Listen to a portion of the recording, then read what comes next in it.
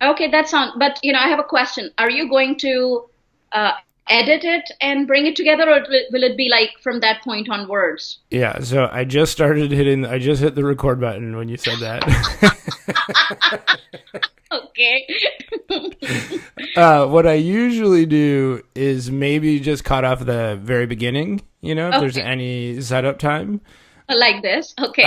Yeah, or I do nothing at all. So I try to not edit videos too Okay. much because it. Sounds great. Whatever works. So this will go on our Facebook page very shortly after we talk. So I'm talking with Indu Aurora right now, who is going to be doing the opening ceremony, three workshops, and an intensive at the conference. So Indu is a very large part of the conference this year, and we are doing these Facebook Live discussions, presentations, and Indu asked if I'd be willing to jump on and talk with her for hers, and of course I was happy to. So Indu, thanks for joining me. Okay, my pleasure. Thank you so much, Andrew. So I think we should. I want to talk. I know you're all about promoting the whole conference, but I do want to talk about like your offering specifically for a little bit. Hmm. So can I just pepper you with a bunch of questions? Sure, please go on.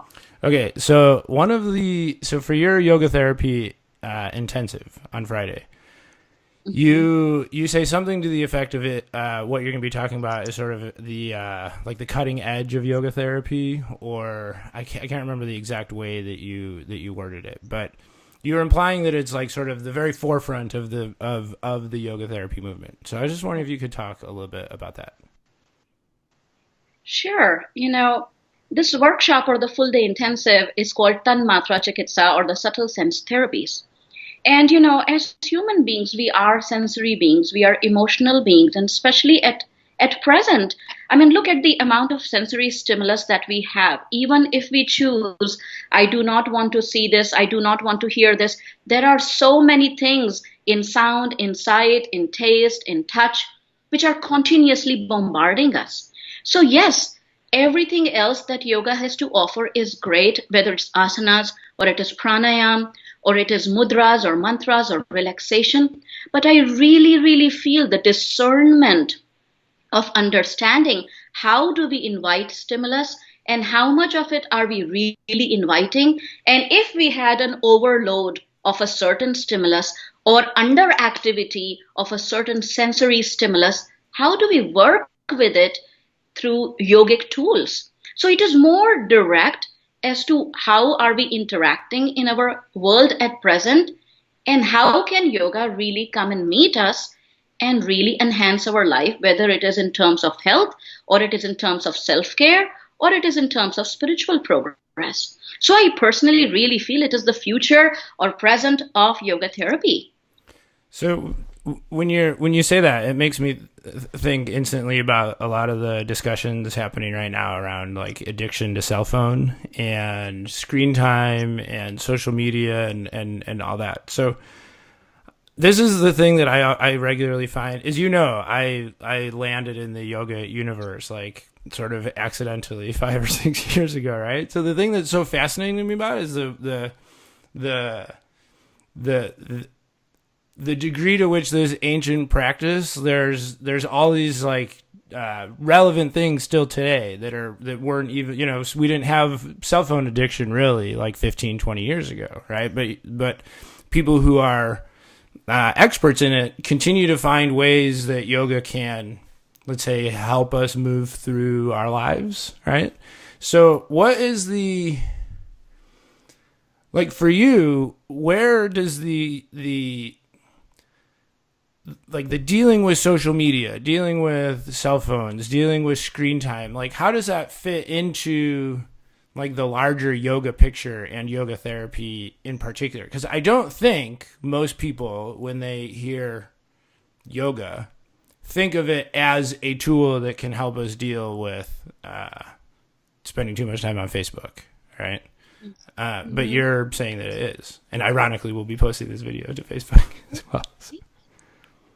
You know, if there is one thing that yoga brings to us, that is clarity of mind, a a sense of discernment. When, how, and how much. Nothing is bad. It is something that we need to discern. We need to have a sense of self-awareness. How much of it is enough? After how much time it is really adding to a stress factor, to pressure? Am I working on it out of an ulterior motive of simply comparison, or, just putting myself out there, or the intention is really to benefit? The intention is really to provide health. And this simply becomes a method or tool of communication.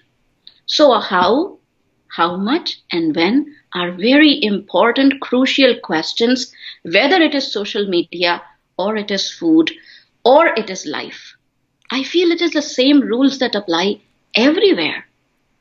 I'm not against modern technology. Absolutely, I feel that there is a value. And from time to time, our method and modes of communication change.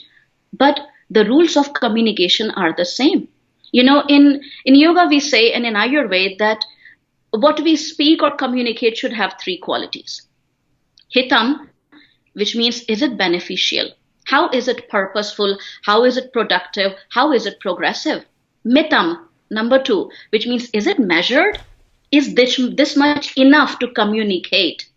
And third is Priyam. Is it pleasant? Is it adding to the pleasantness in the world? Is it adding to the pleasantness in my mind, or is it taking it away? So, I mean, I could ask you a whole bunch of follow-up questions about that, but then we'd be on Facebook Live or on the Facebook video for too long. So I'm gonna segue into another one of your workshops, but if you can kind of draw them together. Yeah.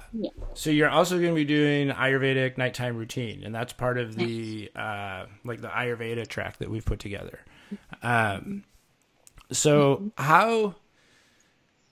I mean, so I'm always thinking of it in terms of like probably the wrong way, but where does this one component end and the other one begin, right? And so even just as you're talking, I'm thinking to myself the juxtaposition of everything that you're talking about, combined with the reality that for a lot of people, yoga today poses on Instagram, right? And that is one part of yoga today. There's the other thing that you're talking about. And then it goes even deeper into the Ayurvedic routines that you talk about. And can you just talk a little bit about, about the Ayurvedic nighttime routine workshop that you're going to be doing, but also how it blends with a yoga practice? Yeah. So, according to Ayurveda, there are three pillars to health, to maintaining health. One is your diet. Second, again, it connects with the first workshop that I'm doing, the moderation in sensory indulgences. And third is sleep. The most neglected limb in our society, if there is one, is sleep. And I feel that there is a large percentage of people in developed countries who are taking their focus away and further away from the importance and the benefit that sleep brings to us. I mean, believe me, the natural laws and the universe has been created in such a beautiful way. There is such a balance, and human being is considered to be the finest machinery ever made. And if the Mother Nature has created this machinery and made it necessary for every human being to go to sleep every night for 8 to 10 hours, there must be something to it.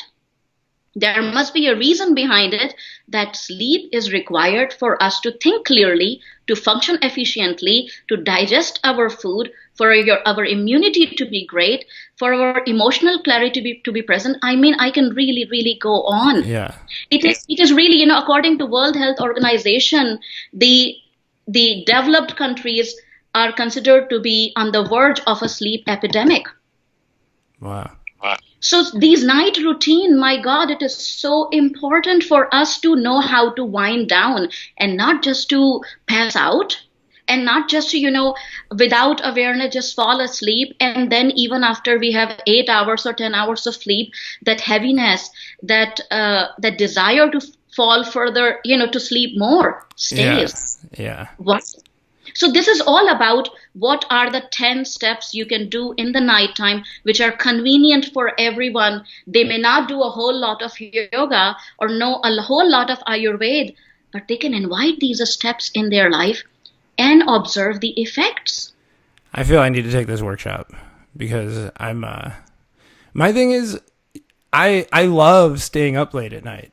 And then I feel tired in the morning or whatever. But I have this whole thing where because I'm busy all day long and doing stuff, whatever, I feel when I fall asleep too early, I don't get to enjoy my downtime. You know what I mean? Mm-hmm. But I feel, Yeah, I get. Mm-hmm. I feel you are 100% correct. I mean, it's I've been listening to different podcasts by some I don't know, people you would consider like successful people, whatever. And one of the common threads that people talk about is like getting a good night's sleep, getting a lot of sleep. There's Olympians that will talk about how a big part of their regimen and their training is they have to get 9 hours of sleep every night. Exactly. And the sleep in the night time. Not just sleep. Sleep Okay. in the night time. Only sleep can compensate sleep, and only lunar cycle can compensate sleep. And I'll be diving into this subject more in this workshop. And it is not that if you miss one point, there will be something. My intention is, what if you take 1 point out of 10? Yeah. And you bring that into your life and observe. And I keep it simple, Andrew, because I really feel that we already have a lot of to-do lists. And I don't want it to become one more to-do list. If these suggestions are not helping you, don't do them. Don't waste your time, but give them a try. Yeah. Well, I appreciate you taking the time to talk with me and of course to be at the conference. I feel really so lucky that you are such a big part of the Minneapolis Yoga Conference, and so great to know you. So thank you for doing the video. My pleasure. Thank you so much for this time, Andrew. Thank you so much for being the mind behind it, for holding the conference. I so appreciate this for you as well as your entire team that is working behind and doing all the hard work that is needed. And I just want to say to the participants, those who are considering or those who have signed up, that don't take it as the number of people that are going to come together. Think about it as the number of minds that are going to come together. And it is our collective minds that raise consciousness. Do it for yourself. Do it for the better world around you. It's time to wake up. Fantastic.